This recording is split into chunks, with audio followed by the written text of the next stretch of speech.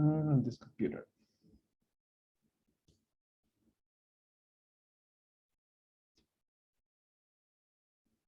Entonces, la mayoría dice que no necesariamente va a depender de la concentración del compuesto.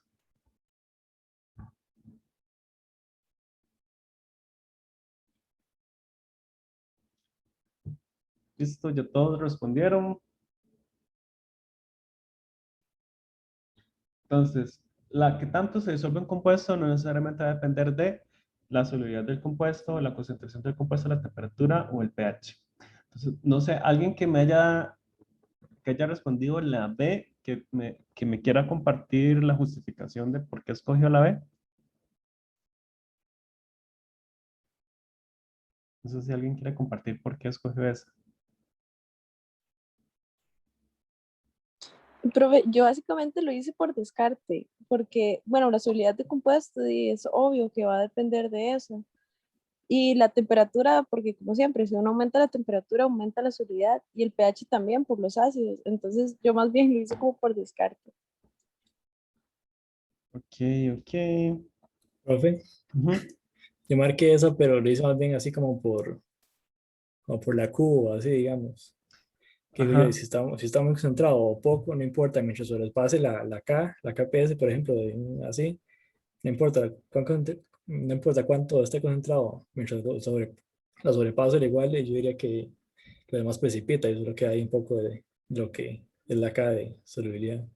Ok, ok. Bueno, la solubilidad obviamente sí va a depender, la temperatura también, eso es más intuitivo. El debate está más que todo si es la concentración o el pH.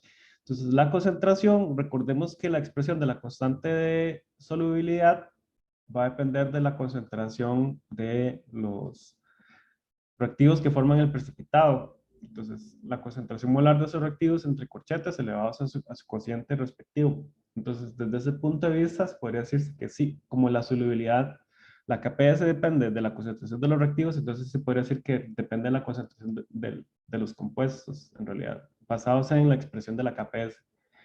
El pH no necesariamente, porque hay especies que sí varían bastante con el pH o su solubilidad, pero hay otras que no necesariamente es el caso.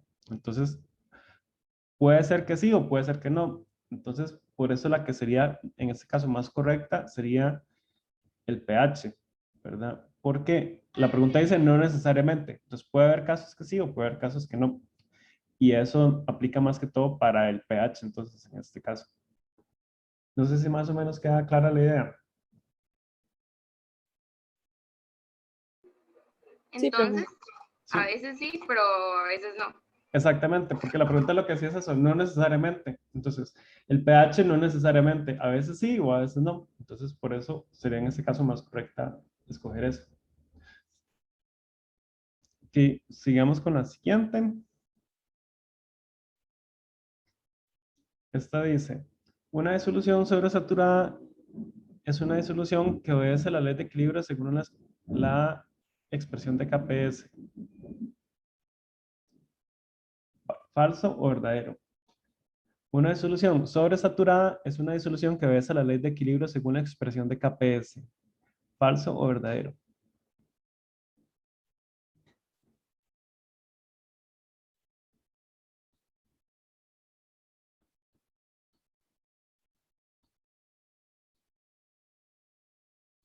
Que ahí todo el mundo ha puesto que falso.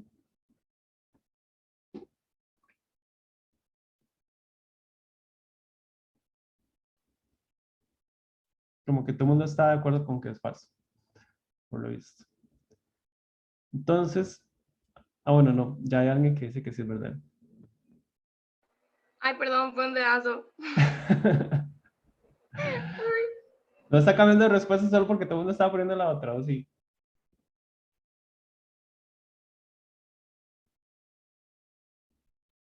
A ver.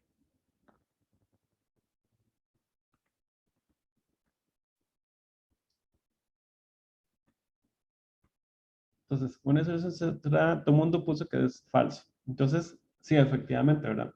Una disolución sobresaturada quiere decir que en realidad una disolución sobresaturada es una disolución que se suele llamar como metastable.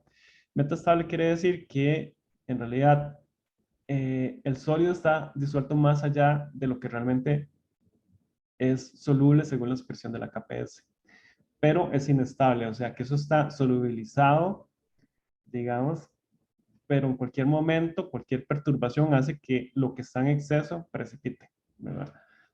Entonces, de hecho, eso se utiliza mucho en química para hacer cristales de compuestos. Se prepara una disolución sobresaturada y luego se enfría lentamente y se forman cristales, ¿verdad? Entonces, no es la expresión de la KPS porque está solubilizado más allá. ¿Qué hace uno usualmente? Solubiliza más allá a elevada temperatura y conforme se va enfriando, puede pasar que no precipite inmediatamente, pero va a llegar un punto que, por ejemplo, si yo hago una perturbación, como tirar un cristalito pequeñito en el medio o rayar las paredes con un agitador de vidrio, va a hacer que todo precipite, ¿verdad? Entonces, es una disolución metastable. Ok, vamos con la siguiente. En sus propias palabras, el cociente de reacción describe. En esto sería más que todo describir. ¿Qué describe el cociente de reacción?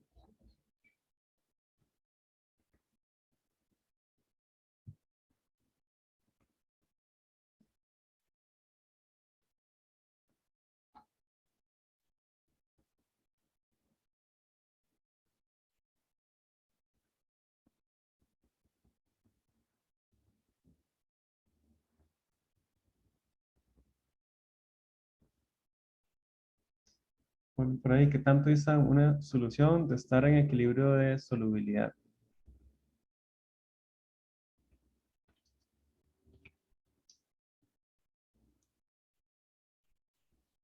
A María Gabriela se le cayó el internet.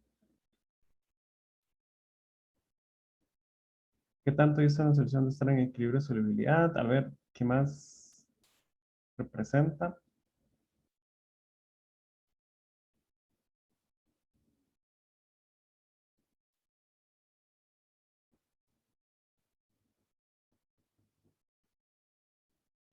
Una comparación de reactivos y productos.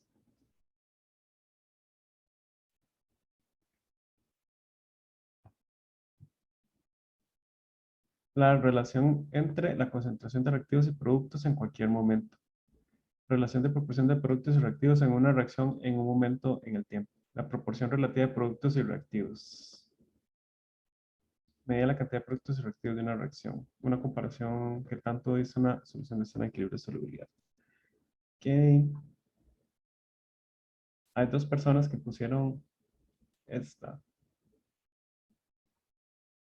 ¿Qué tan lejos o cerca se está de llegar al equilibrio químico, tomando en cuenta la concentración de productos y reactivos? Ajá, ajá. Súper bien, están esas respuestas. Ve que se ve que sí leyeron la lectura del mini proyecto. Súper bien. Ok. No sé si alguien más quiere escribir algo. Proporción relativa de los productos y reactivos. La relación entre las concentraciones de productos y reactivos. En cualquier momento con ella se puede saber si está cerca de alcanzar el equilibrio. Exactamente. Súper bien. Que si gustan, seguimos con la siguiente pregunta. Listo, ya todos contestaron. Vamos con la siguiente. Dice, cuando un sistema sólido insoluble en agua alcanza el equilibrio, se cumple que el cociente de reacción Q.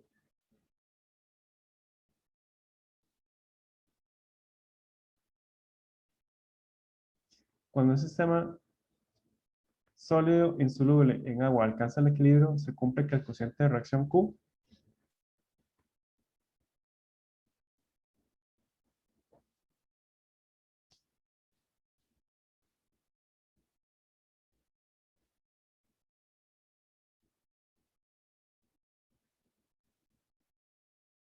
Está cambiando todavía.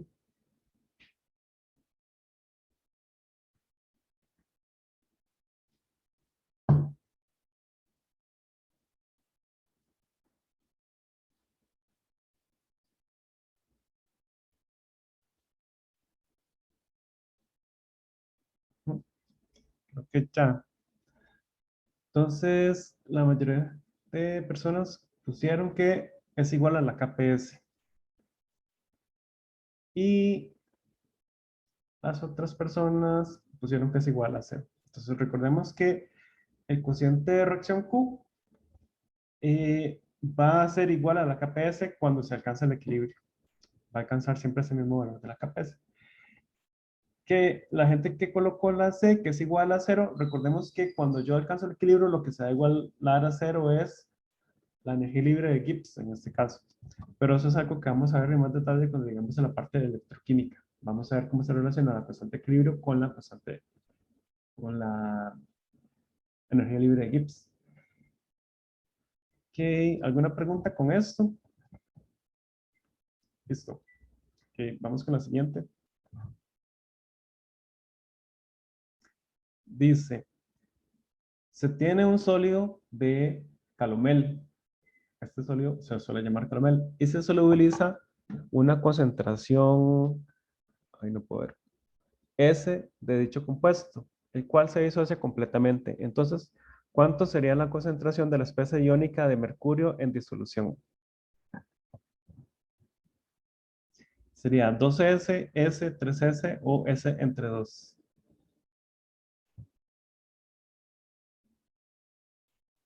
Algunas personas están diciendo que 2S, otras que S.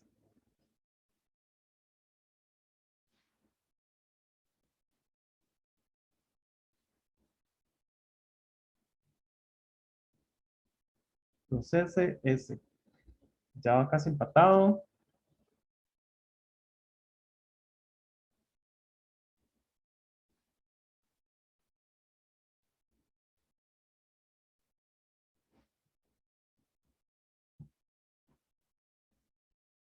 Está variando todavía. Está 70-30.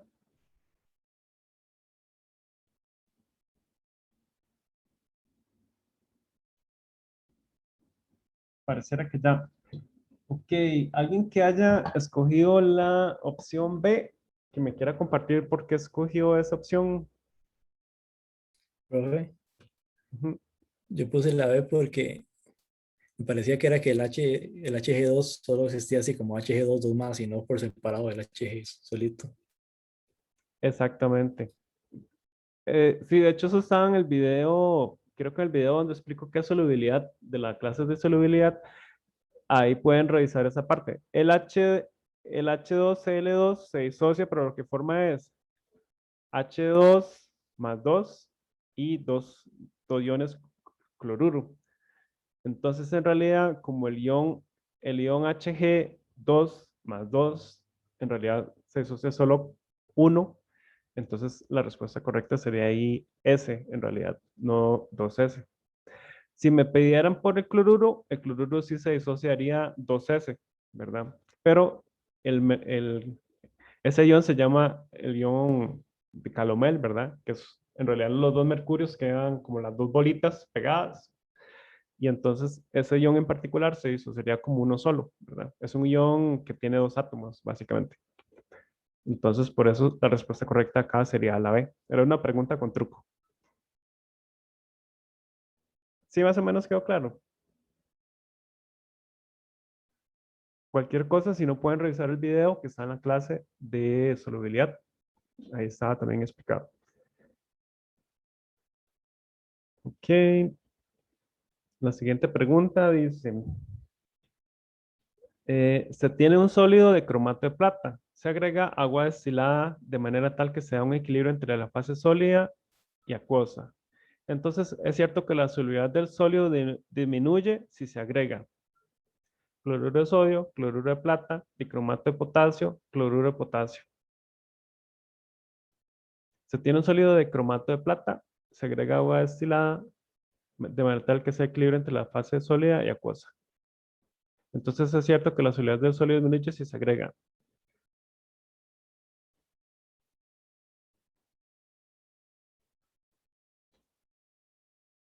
Ok, ahí han contestado que cloruro de plata.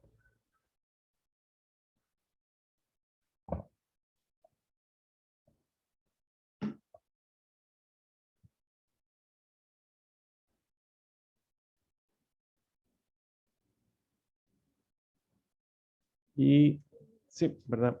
Entonces, la Pero, mayoría... pero déme un chance, tal vez déjame hacer un toque. Ok, ok.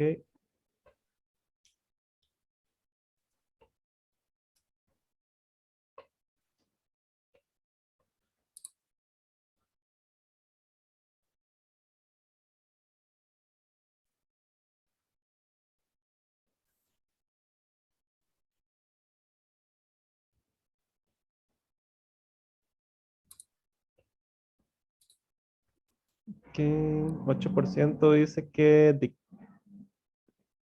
la opción C. Listo, ya todos contestaron.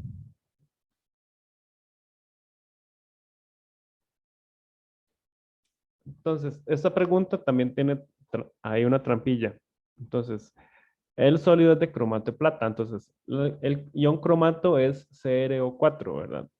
Entonces, por eso, como es CrO4, no puede ser la opción C, porque ese ion que está ahí es dicromato, no es cromato. Entonces, eso no afectaría la expresión de la capa S. Entonces, de los que están ahí, el que afectaría la expresión de la capa S sería el cloruro de plata. Entonces, efectivamente sería la B en este caso. Ok, vamos con la siguiente.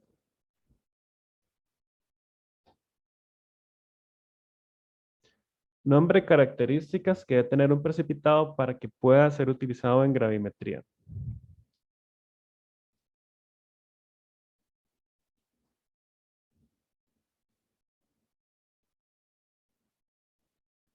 Características que tener un precipitado para que pueda ser usado en gravimetría.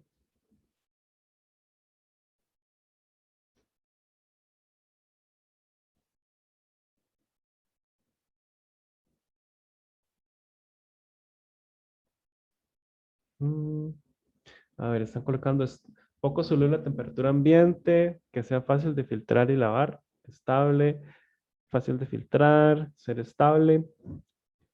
¿Alguna otra que se escape por ahí? Tamaño de partícula grande, ajá. ¿Qué más?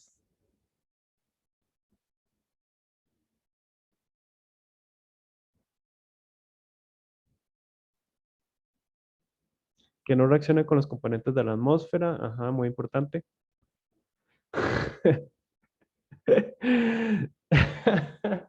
Ay, qué buen chiste. Estable en la atmósfera, cristales grandes, fácil de, ya me agarró mal de risa. Fácil de filtrar, poco soluble, composición conocida. Oíste lo que me ponen acá. Les pongo que características de un precipitado. Me pone ser estable, no como mi ex. Ay, qué bueno. Está bueno, está bueno.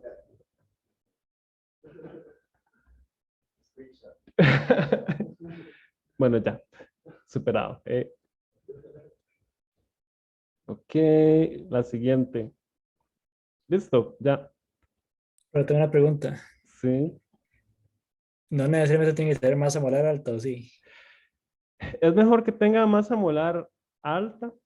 Eso es usualmente más utilizado para patrones, pero a veces puede ayudar que tenga masa molar alta porque me ayuda como a tener menor incertidumbre en mi medición, en cierto modo. Pero no es tan requisito, no es en realidad. Eso es como más requisito para un patrón primario, más que todo. Pero sí podría, sí sería ventajoso si tiene la masa molar alta también. Ok, la siguiente. Nombre factores que determinan el tamaño de partícula de los precipitados. Factores que determinan el tamaño de partícula de los precipitados.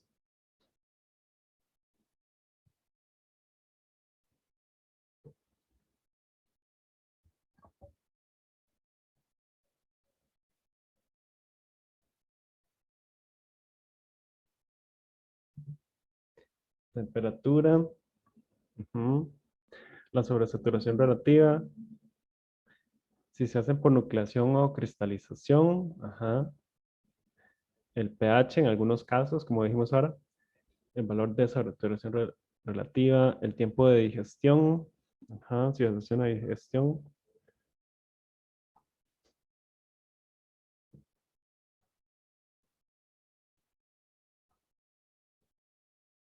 presencia de un ion común, el tamaño de partícula de los precipitados, si lo afecta la presencia de un ion común. O sea, disminuiría la solubilidad, ¿sí? No sé, no me suena como que afectaría el tamaño en sí. Sería más que todo la solubilidad. Bueno, la solubilidad disminuye, entonces la sobresaturación relativa podría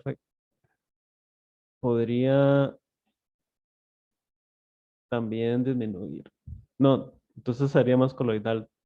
Sí, sí, entonces sí afectaría relativamente. O sea, si hay un ion común, disminuye la solubilidad, entonces la sobresaturación relativa podría aumentar y eso haría que entonces los tamaños de partículas sean menor.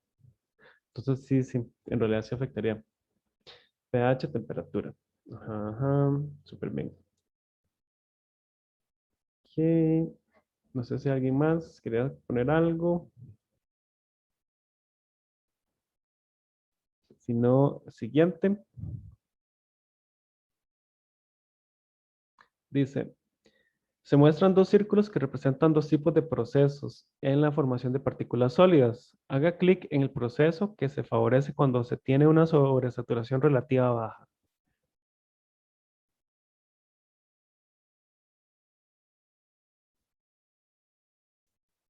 Entonces, se muestra.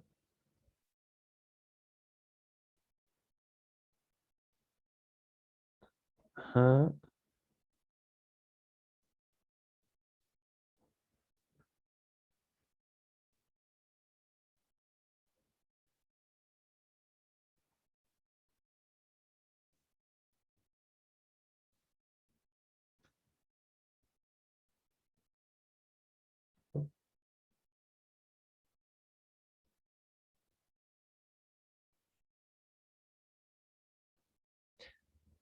perfecto. Entonces, la mayoría de gente pone la parte de crecimiento de cristal, ¿verdad? Lo que se ejemplificaría ahí sería el crecimiento de los cristales. Si tengo una sobresaturación relativa baja, se favorece el crecimiento de los cristales, entonces obtengo un precipitado más cristalino. Efectivamente, súper bien. Vamos con la siguiente. Al realizar un experimento de gravimetría, algo que puedo hacer para evitar que el precipitado sea coloidal es agregar el agente precipitante rápidamente, utilizar disoluciones diluidas, utilizar un baño de hielo, filtrar en un filtro rápido.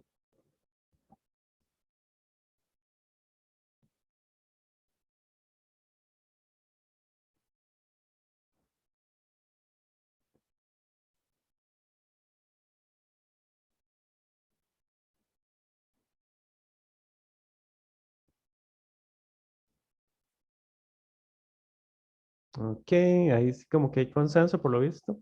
Utilizar disoluciones diluidas, ¿verdad? Para favorecer tener una sobresaturación relativa baja. Entonces, súper bien. Vamos con la siguiente. Nombre de factores que ayudan a que un precipitado coloidal coagule. Nombre de factores que ayuden a que un precipitado coloidal coagule.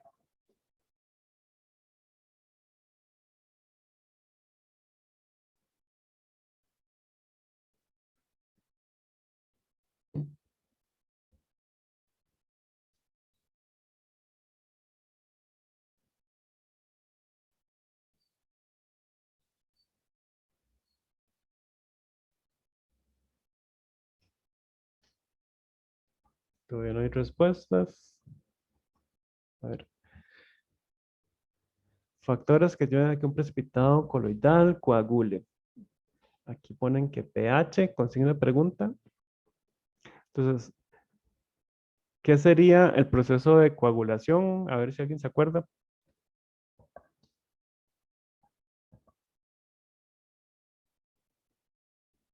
Como que uno que hace que se junten no sé, no sé, como las partículas que se junten y todas hagan una masa, aunque sea amorfa, pero que sea solo una masa.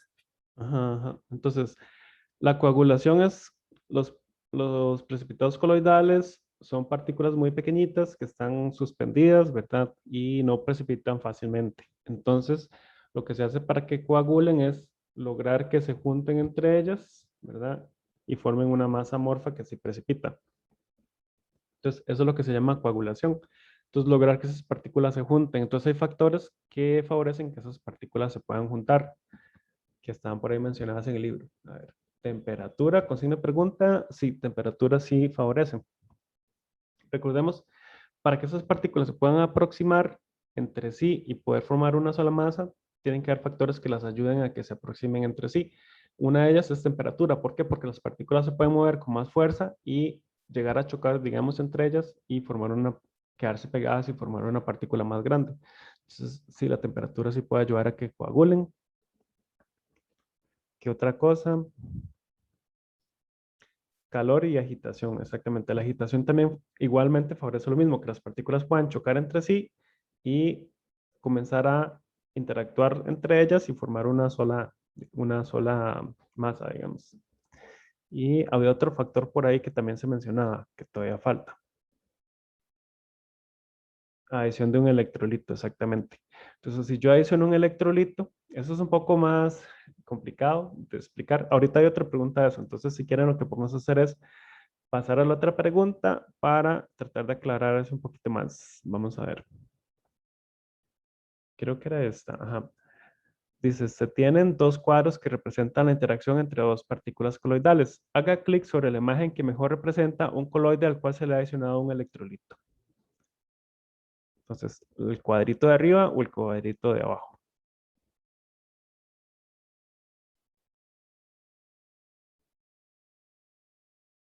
Va empatado de momento.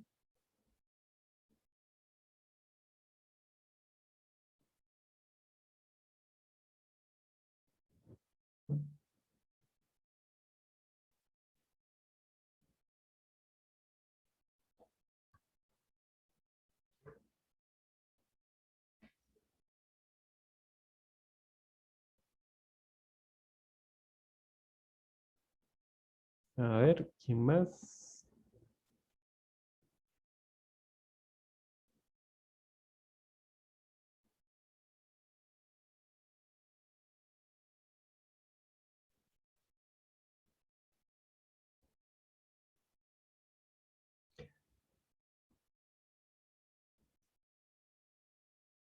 Uno, 2, 3, 4, 5, 6, 7, 8, 9, 10, 11, 12.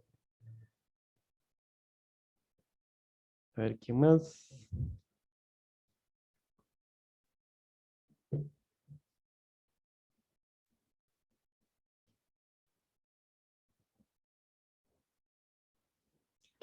Listo.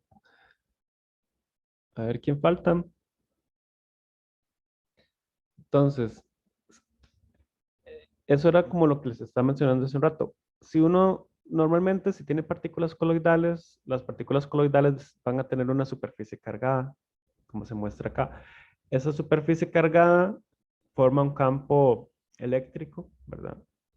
Es una doble, se le llama una doble capa de iones. Esa doble capa de iones hace que tenga un campo eléctrico que se repelan entre esas partículas. Entonces, de hecho, por eso las partículas coloidales tienden a no precipitar, porque tienen ese campo eléctrico que se repele y entonces cuando ya se aproximan se repelen y no se pueden juntar. Entonces, yo puedo hacer que se junten si les agrego energía, por ejemplo, temperatura, agitación, o la otra forma es agregando un electrolito. Cuando se le agrega un electrolito, lo que hace ese electrolito es hacer que la doble capa de iones que tenga sea más compacta, o sea, que tenga un menor grosor.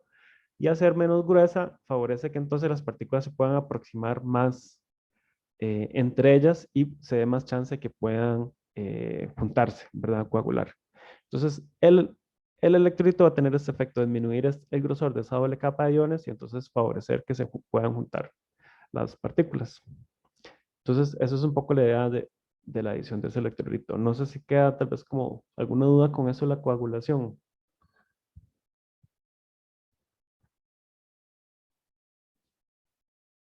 No, listo. Ok, no sé si todavía me queda alguna otra pregunta. Vamos a ver. Dice, de las siguientes afirmaciones con respecto a la digestión de Oswald, es cierto que escoja una opción. Debe realizarse con agitación, se realiza a temperatura ambiente, permite aumentar la pureza y filtrabilidad del precipitado, debe hacerse agregando un electrolito a la disolución.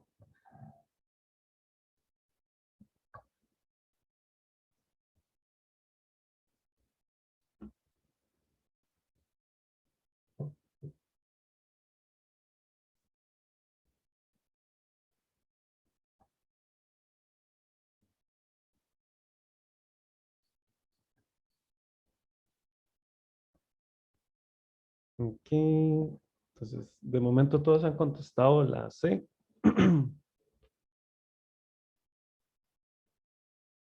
No sé si alguien más falta por ahí. Entonces, sí, efectivamente lo que permite es aumentar la pureza y filtrabilidad del precipitado. Entonces, ¿qué se hace? Usted forma el precipitado y se deja el precipitado ahí en caliente. Entonces, va a comenzar a redisolverse y reprecipitar. Y en ese proceso se van a poder eliminar impurezas que hayan quedado ocluidas, ¿verdad? Porque el proceso puede hacerse un poquito más lento, digamos, y favorece que se forme un precipitado más fácil de filtrar, más cristalino y que tenga mayor pureza también. Porque también Profe, cuando... Ujú. perdón, ahí lo que ocurre entonces es que él precipita y se vuelve a disolver y vuelve a precipitar y se vuelve a disolver por tiempo indefinido, bueno, hasta que lo saquemos, digamos, de la digestión de Oswald. Exactamente. O sea, es un proceso dinámico. De hecho, recordemos que la formación de un precipitado es un equilibrio de solubilidad, ¿verdad? Al final de cuentas. Y el proceso de precipitación como es un equilibrio, es dinámico. Entonces, quiere decir que si yo lo tengo en disolución, aunque yo vea un sólido ahí, ese sólido está dinámicamente disolviéndose y reprecipitando. Y en ese proceso, eh, cuando yo inicio la precipitación y agrego los reactivos, se da una precipitación rápida y puede ser que en ese proceso rápido queden ocluidas impurezas dentro del precipitado.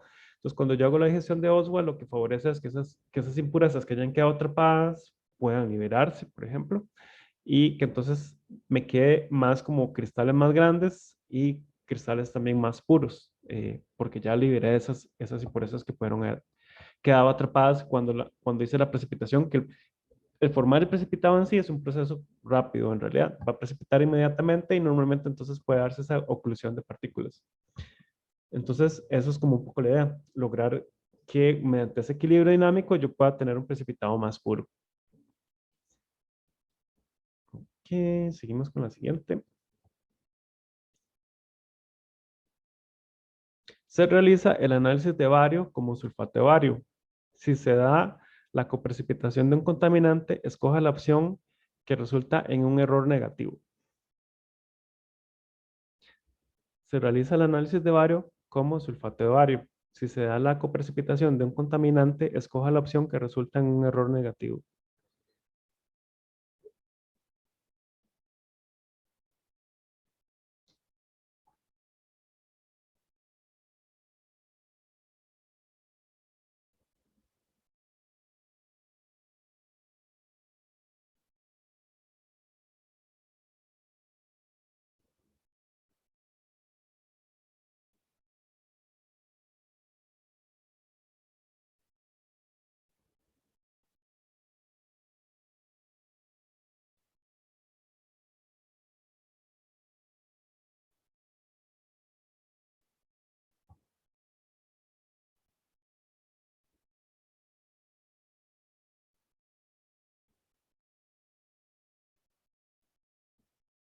Ok, estoy como peleado entre la B y la C.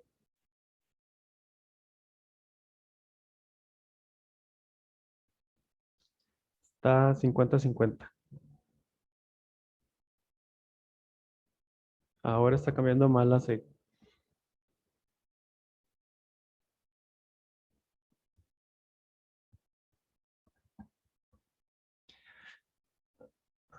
Ahora está disminuyendo un montón la B.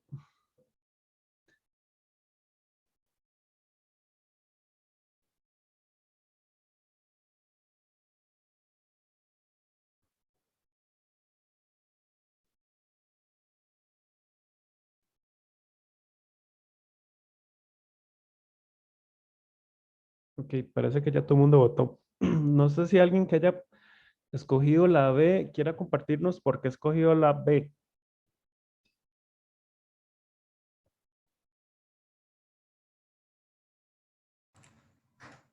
Porque tiene menor masa molar que el sulfato de bario. Que tiene menor masa molar que el sulfato de bario. Exactamente, sí.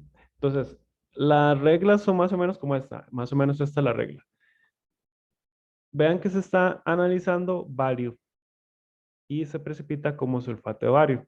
Entonces, si la impureza es algo que no contenga bario, el error siempre va a ser positivo. Entonces, por ejemplo, sulfato de sodio precipita como contaminante. Entonces, el error siempre va a ser positivo. ¿Por qué? Porque me precipita sulfato de bario más un sulfato de sodio que me aumenta más la masa. Entonces, el error siempre va a ser positivo. Ahora, si el contaminante contiene el analito, contiene el bario, puede haber dos escenarios. Si el contaminante tiene mayor masa molar que el que yo estoy precipitando, digamos como en el caso este, sulfato de bario, tiene una masa molar de 233 y el nitrato de bario de 261. Entonces, como es mayor la masa molar de este, el error va a ser positivo. Pero si la masa molar es menor, entonces el error es negativo. El cloruro de bario tiene una masa molar de 208. Entonces, como parte del sulfato de bario que yo quería precipitar, precipita como cloruro de bario, entonces como la masa molar es menor, voy a tener un error negativo. Entonces, por eso la opción correcta sería en este caso la B. No sé si queda más o menos claro, ¿sí? ¿Alguna duda con esto?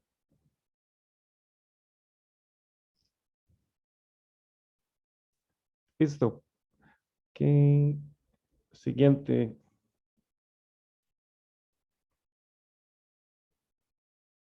Ah, bueno, ya, esas eran las preguntas, básicamente. Ok. Entonces,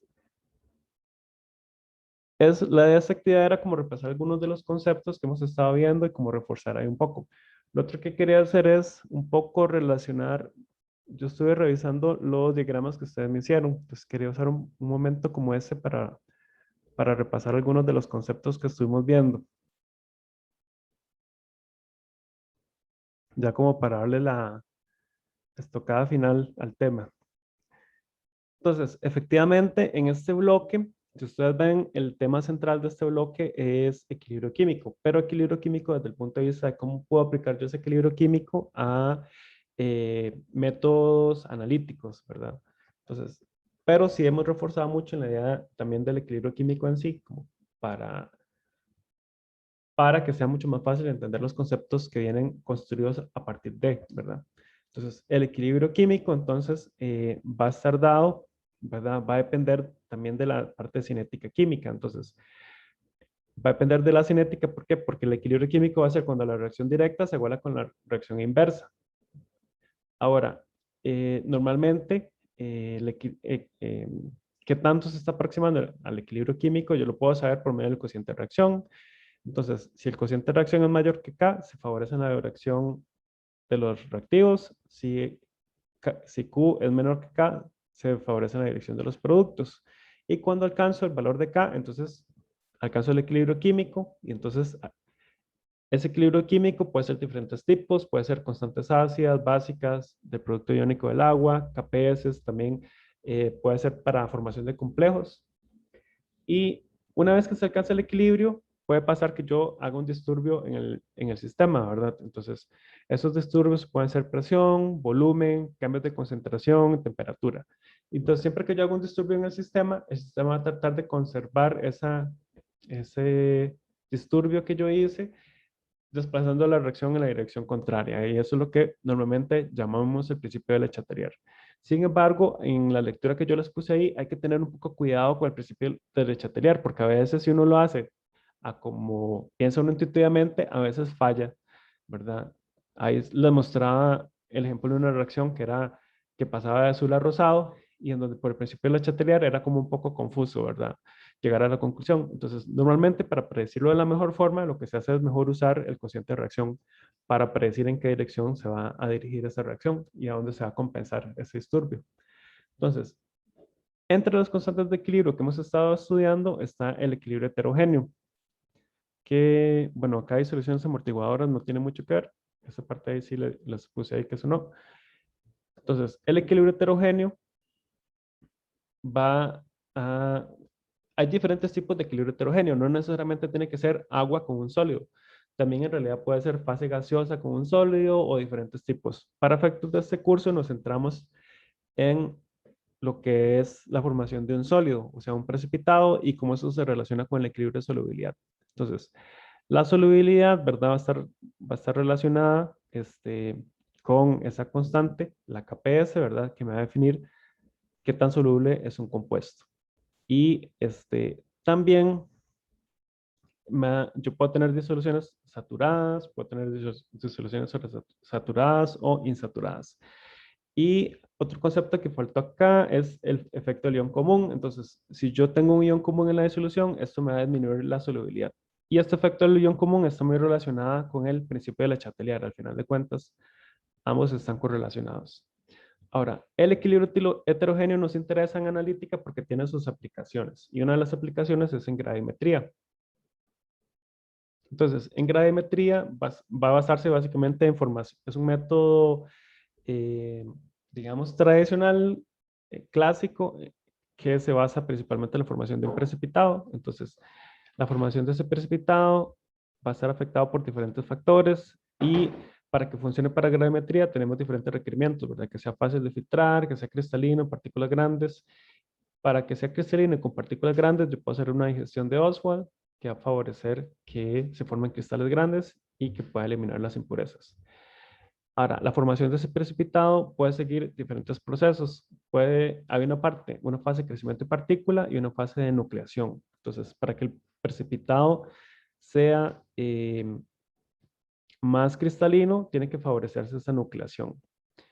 Y eso está determinado por la sobresaturación relativa. Entonces, si la sobresaturación relativa es baja, va a ser cristalino. Si es alta, va a ser coloidal. Y esos precipitados coloidales pueden coagular para poder filtrarse, pero también tengo que tener cuidado porque si yo, cuando los estoy filtrando, le agrego agua que no tenga electrolitos, puede darse la peptización. La peptización es cuando lo que yo coagulé otra vez se vuelve a separar porque yo le quité ese electrolito y entonces estoy revirtiendo el efecto que había hecho de coagulación. Entonces va a hacer que otra vez se me haga difícil de filtrar y que no lo pueda separar del agua. Entonces, por eso es que yo tengo que lavarlo con una disolución que contenga un electrolito. Y esos precipitados cristalinos, sobre todo un problema en los cristalinos es la coprecipitación, ¿verdad? Que me va a formar precipitados impuros. Y por eso es que esta coprecipitación también está relacionada con el concepto de la digestión de Oswald, ¿verdad? Que yo lo que quiero es evitar eliminar esas impurezas que quedaron ahí ocluidas. Entonces, un poco la idea de hacer el esquema era como mostrar todas estas correlaciones entre esos diferentes conceptos, ¿verdad? Y ver cómo están interaccionando entre sí y cuáles son mayormente prioritarios con respecto a otros, ¿verdad? Esa era un poco la idea del ejercicio. Para que se nos quede un poco claro como cuál es el orden de, digamos, jerarquía entre esos conceptos. Ok, entonces, ya habiendo revisado todo esto, lo que quería que trabajáramos hoy es que trabajemos en el examen parcial de hace 2 semestres y en un ejercicio que estaba ahí disponible. Entonces, lo que quería era que nos dividamos en los grupos que ustedes trabajan usualmente en los exámenes, ¿verdad? Voy a habilitar, como la vez pasada, 11 salas para que ustedes se dividan en sus respectivos grupos según su numeración y que trabajemos en el problema 3. Este problema 3 está disponible en la parte de clases del bloque 2. Si vienen a donde dice clases del bloque 2, donde dice información adicional, viene una parte que dice ejemplo de examen primero del 2020. Ahí, en ese examen, lo que me gustaría es que trajemos con el problema 3, que es un problema de gravimetría. Entonces, lo que me gustaría que hagamos hoy es que ustedes lean el problema y hagan un esquema como planteo de cómo resolver el problema, ¿verdad? Que me digan cuáles son las reacciones que están involucradas, cómo hacer los cálculos y que calculen, que hagan un cálculo inicial de, que hagan un cálculo inicial de lo que me están preguntando. En este caso, calcule el porcentaje en masa de calcio en el mineral. Entonces me gustaría que hagan un primer cálculo del porcentaje de masa de calcio en el mineral basado en los datos que me están dando acá. Entonces sería hacer como un diagrama de cómo resolver el problema y un primer cálculo de cuánto sería el porcentaje de masa de calcio en el mineral. Lo que ocuparíamos trabajar hoy. Entonces voy a dividirlos en los 11 grupos y ustedes se ubican, no sé si todos recuerdan todavía cuál era su número de grupo.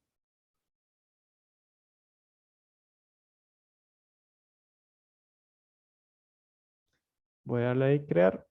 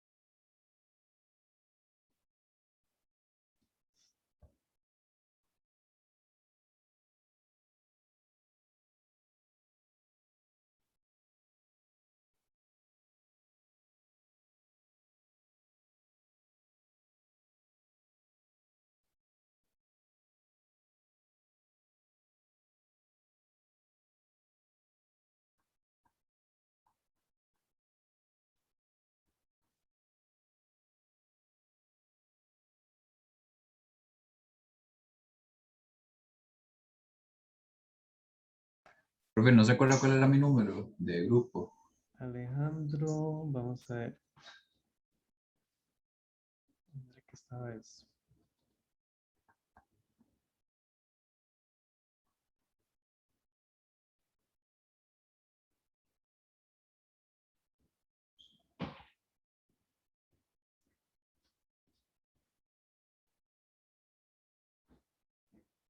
Alejandro Bonilla es, ¿verdad? Correcto. Bonilla, 1, 2, 3, 4, 5. Sí, el grupo 5. Gracias, profe. Listo. Y Roger Andrés Hernández está en el 1. Sí, sí, señor.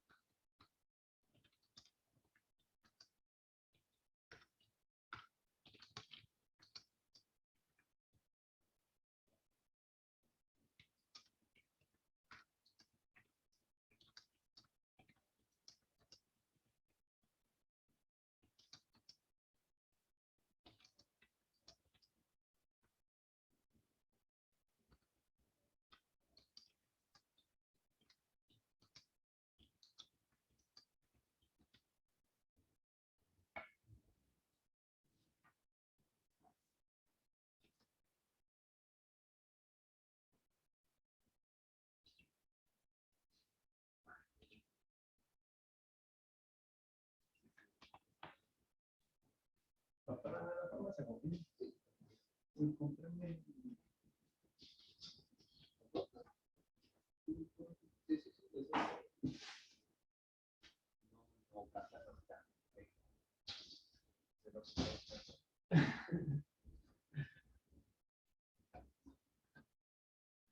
está grabando esto.